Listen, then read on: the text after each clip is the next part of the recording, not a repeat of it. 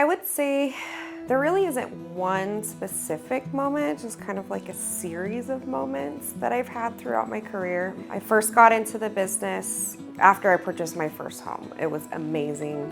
It was life-changing. It was a great experience. But as I got into real estate, there have just kind of been like little moments that have kind of signified that I'm in the right place and that I'm doing what I'm supposed to be doing. One example would be I helped the sweet old woman get into a mobile home. We looked at properties, we found the one, and it was awesome. She at the time, she was being kicked out of her rental because the rent was being increased just way more than what she could pay. We were trying to find something that she could, afford. After we closed, her daughter had texted me and said that she was so thankful for all the work that I had done, and that she hadn't seen her mom this happy since before her father had passed away. And it's like little moments, little things like that make real estate my calling, that make me feel proud to do what I do and to help people in that way.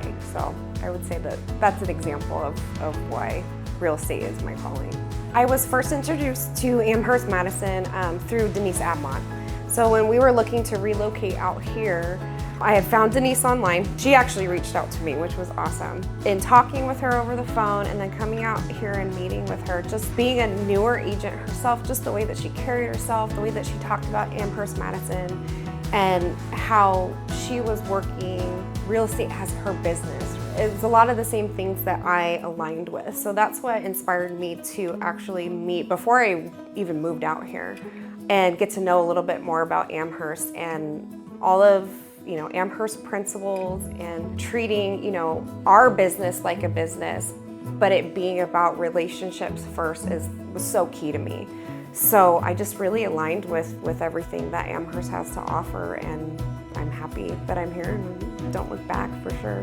I have 2 small children and they are my inspiration for sure. Max, when he was first born, it just hit me like a sack of bricks. I have to perform. I have to succeed. Not only just now for, Mark and I, my husband, but now I have this child who's depending on me, right?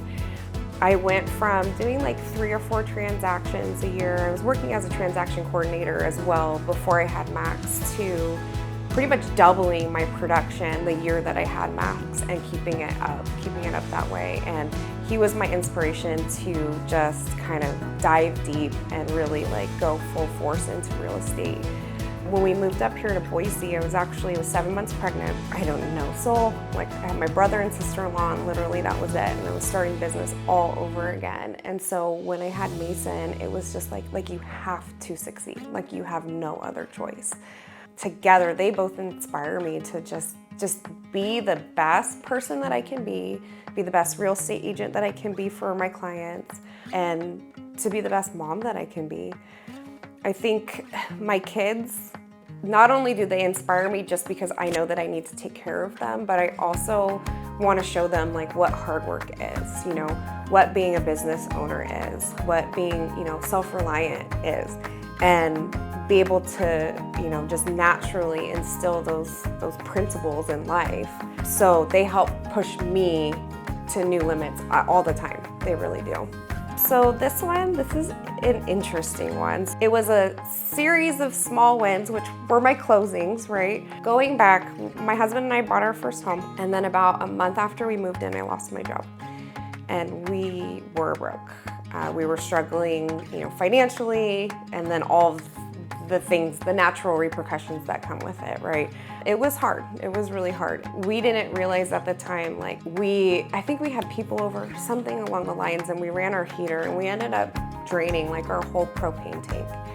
And when we got the bill to fill it up, we were devastated. It was really expensive, and we didn't have the funds for that. All in the while, right, I'm trying to, build a real estate career. Finally get to the point where, I've got a couple closings, and I purposely saved money aside. So to celebrate, what we did was we bought a pellet stove for our fireplace, so that way we could actually have heat. And It was the best thing. We went through 2 very cold and kind of depressing winters, right? And then once we were able to get that pellet stove installed, the next winter it was changing. Like, it changed everything just by having that simple thing as heat, right? You know, that we can so easily take for granted. For me, like, that was probably like my biggest and my most favorite win, right? Because not only was I able to help other people get into homes, you know, for themselves, for their families, we were able to, you know, provide warmth, you know, for us and kind of reap the benefits in that way, you know. So my favorite part about real estate is that I constantly get to learn something new. I'm learning something new every single day.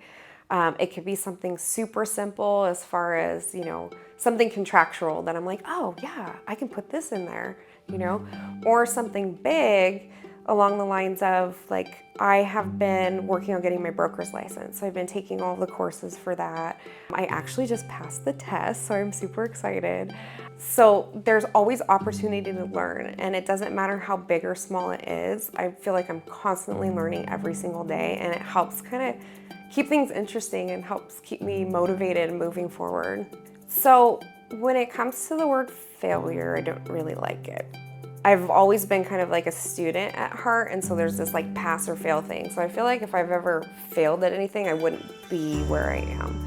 I've definitely made mistakes. I've made small ones. They could be contractual mistakes where I forgot something. I've made big mistakes where I've had to, you know, fork up some money to help pay for that mistake.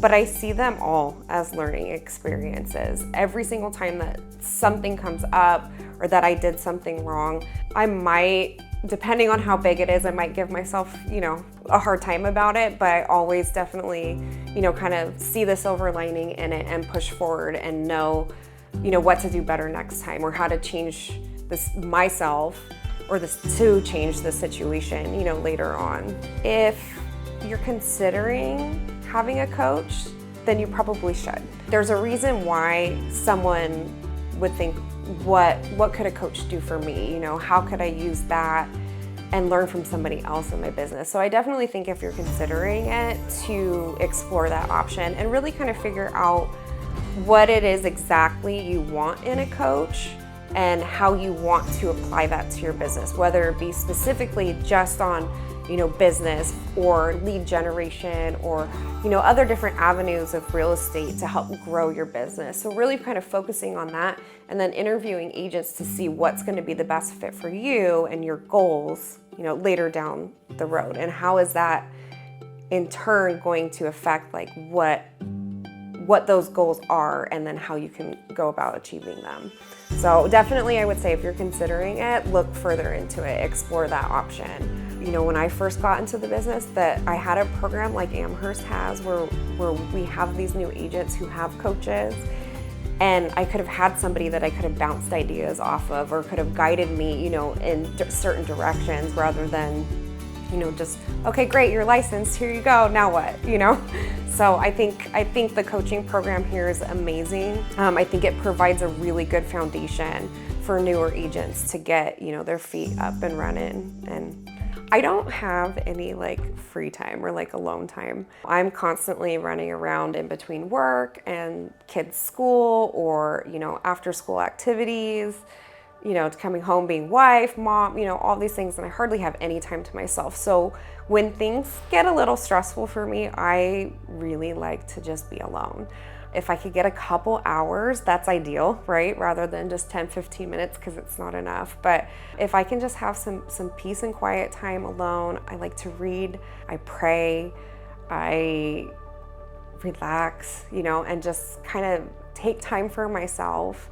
I don't feel like I get that as often as I probably should, but I definitely, you know, try to make it a priority when things just get a little overwhelming, so that way I can kind of recenter, because when it boils down to it, like, I want to be the best mom that I can be. I want to be the best wife that I can be. I want to be the best realtor for my clients that I can be, and I definitely need to, you know, be able to have some time to myself to be able to take care of me in order to do that for other people. So.